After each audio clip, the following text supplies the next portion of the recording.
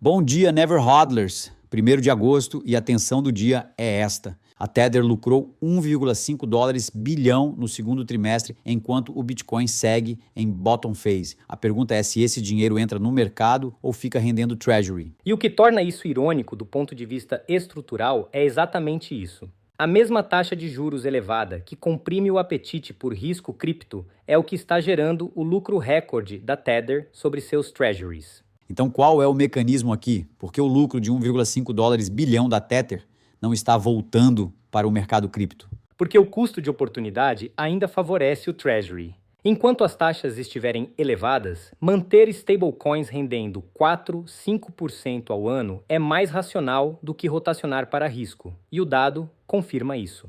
O supply de stablecoins contraiu 0,52% nos últimos 7 dias, chegando a 183,33 bilhões de dólares, segundo a DeFi Lama. Bitcoin, em 62.998 dólares, 50,1% abaixo do máxima histórica de 126.198 dólares, semana 10 de bottom phase confirmada. O que os indicadores on-chain estão dizendo? NHCI em 33,6, MVRV em 1,24. A maioria dos holders está marginalmente no lucro, o que não gera pressão de distribuição historicamente relevante. E o Fear and Greed, em 27, confirma que o sentimento de varejo segue deprimido, não capitulado, mas longe de otimista. Dominância do Bitcoin em 56,13%, com o cripto NHCI em 50,1%. Isso parece uma contradição. O mercado amplo em bull active, enquanto o Bitcoin específico está em bottom phase. Não é uma contradição, é uma divergência estrutural. O Bitcoin está absorvendo supply em large cap, enquanto altcoins refletem fluxos de menor resistência. Dominância alta em bottom phase é um padrão clássico de acumulação de grande porte, não de fraqueza relativa. A Strategy divulgou um prejuízo mark-to-market de 8,2 bilhões de dólares na posição de Bitcoin no Q2, e o relatório indica que Saylor está construindo um cash buffer. O que essa mudança de postura sinaliza? Sinaliza que até o comprador corporativo de Bitcoin, mais conhecido do mundo, está gerenciando o risco de drawdown em tempo real.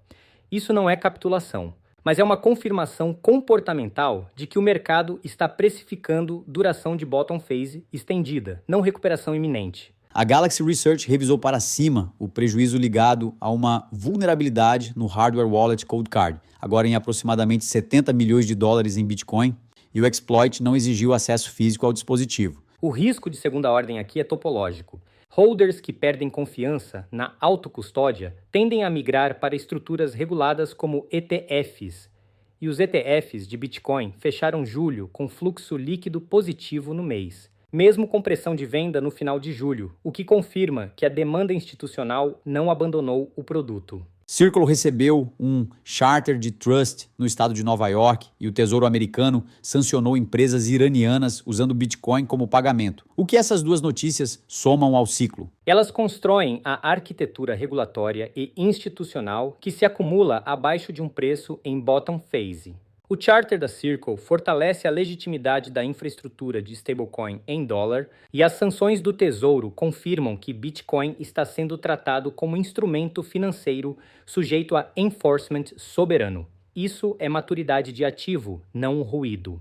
Então, quais são os 3 gatilhos condicionais que o Never Hodlers precisa monitorar nos próximos dias? Primeiro, se o supply de stablecoins reverter para expansão líquida acima de plus 0,5% na semana, isso sinaliza rotação de liquidez de volta ao risco. O gatilho macro por trás disso é o break-even de TIPS de 10 anos abaixo de 2,2%. Segundo, se o MVRV recuar abaixo de 1,10, o sinal estrutural on-chain deteriora e o bottom phase se aprofunda em direção a Q3. Terceiro, se os ETFs de Bitcoin sustentarem fluxo líquido positivo acima de 300 milhões de dólares por semana em 2 semanas consecutivas, a demanda institucional passa de sinal pontual para convicção mensurável e o NHCI de 30 dias precisa sustentar velocidade acima de 3,0 para que o bottom não se aprofunde. Esses são os níveis a vigiar.